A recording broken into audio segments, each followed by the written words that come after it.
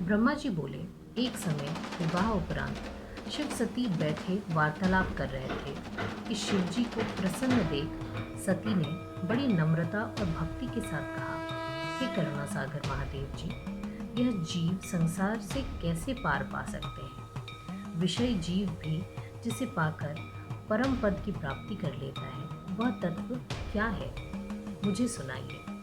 शिव जी प्रेम पूर्वक सती से बोले, हे दाक्षायणी, हे महेश्वरी, विज्ञान ही परम तत्व है। दूसरा स्मरण, केवल ब्रह्म का स्मरण। ब्रह्म साक्षात परे से परे है। भक्ति विज्ञान की माता है। भक्ति का विरोध कभी भी विज्ञान नहीं कर सकता। मैं उसी भक्ति के आत्मा हूँ। यह भक्ति भी दो प्रकार की है, सगुण और निर्गुण। इसमें पहली श्रेष्ठ है, दूसरी और भी श्रेष्ठ है। इसके भी दो दो भेद हैं। फिर इसमें 6 और उनके अनेकों भेद पंडितों ने कहे हैं। इनमें से भक्ति के 9 अंगों को मैं कहता हूँ: श्रवण, कीर्तन, स्मरण, सेवन, दास्य भाव, अर्चना, वंदना, सख्यता और आत्मसमर्पण। सब युगों में भक्ति की विशेषता है, परंतु कलयुग में तो भक्ति विशेष फलदायक होती है। भक्ति की ऐसी महिमा सुनकर दक्ष पुत्री सती बहुत प्रसन्न हुई। उन्होंने लोक में सुखदायक और जीवों के उद्धार की बात पूछी। जन्म, मंत्र, शास्त्र और विशेषता उनका महत्व पूछा। सती के ऐसे प्रश्नों को सुनकर शिवजी बहुत प्रसन्न हुए और उन्होंने जीवों के उद्धारार्थ प्रेम पूर्वक कहना आरंभ किया। उन्होंने इतिहास, भक्तों का महात्म्य और ज्योतिष शास्त्र, सामुद्रिक शास्त्र तथा अन्यान्य शास्त्रों को तत्वतः कहा। इस प्रकार हिमालय पर क्रीड़ा करते हुए सती और शिव ने अन्यत्र भी दूसरे स्थानों में विहार किया।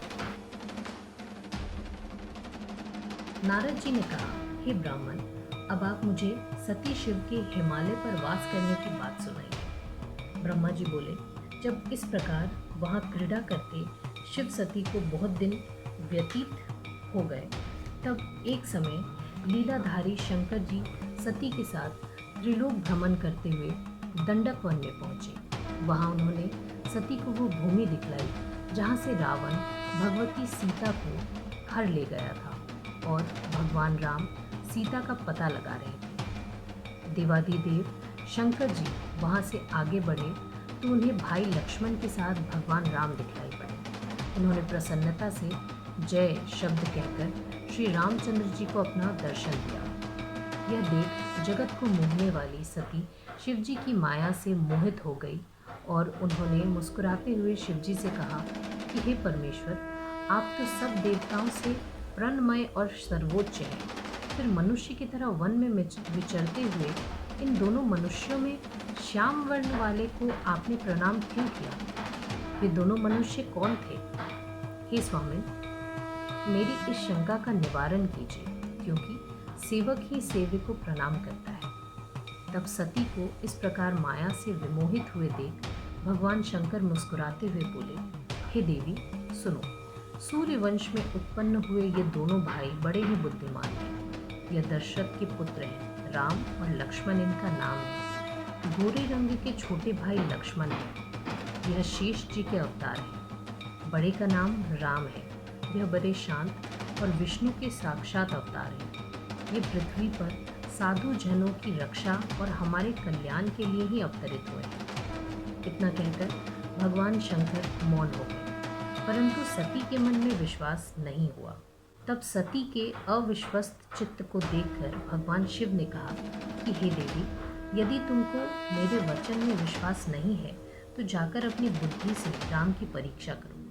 फिर तो शिव जी की आज्ञा पाते ही सती जी राम की परीक्षा करने चली। वहाँ जाकर विचारने लगी कि किस प्रकार परीक्षा लो। वह सीता का रूप धारण कर परीक्षा के लिए राम के पास गई। तब सती को सीता के रूप में देख शिव का नाम जपते हुए श्री रामचंद्र जी ने उन्हें प्रणाम करके मुस्कुराते हुए कहा कि हे सती, इस समय शिव जी कहाँ हैं जो तुम पति के बिना अकेली इस वन में फिर रही हो? हे सती, आपने अपना स्वरूप त्याग कर यह रूप क्यों धारण कर लिया है? हे देवी, कृपा कर मुझे इसका कारण बतलाइए। फिर तो राम के इन वचनों को सुनकर सती चकित हो गई और उन्हें शिवजी के वचनों का स्मरण कर बड़ी लज्जा आई।